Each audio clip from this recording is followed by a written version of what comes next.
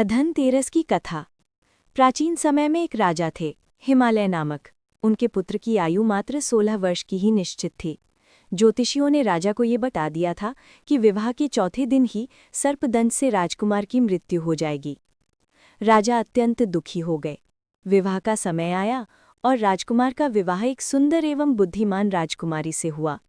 विवाह के बाद चौथे दिन राजकुमारी को ये बात ज्ञात हो गई कि उसके पति की मृत्यु निश्चित है। उसने हिम्मत नहीं हारी। रात को उसने एक अनोखी योजना बनाई। उसने पूरे महल के कमरे में चारों ओर दिए जला दिए, जगह जगह दीपक रख दिए ताकि रात भर उजाला बना रहे।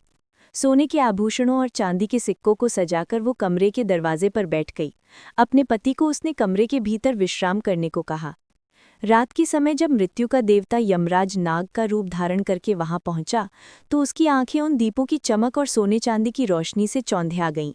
जैसे ही वह अंदर जाने लगा, राजकुमारी ने अपने मधुर गीत और कहानियों से उसे मंत्रमुग्ध कर लिया। वह पूरी रात दरवाजे पर बैठी रही और यमराज को अपने पति के पास जाने से रोके रखा। प्रातःकाल होते ही यमराज खाली हाथ वापस लौट गए। इस प्रकार राजकुमार की आयु बढ़ गई और उसका जीवन सुरक्षित हो गया।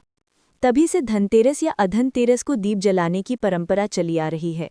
इस दिन दीपदान करने से अकाल मृत्यु का भय टल जाता है और परिवार में सुख समृद्धि आती है।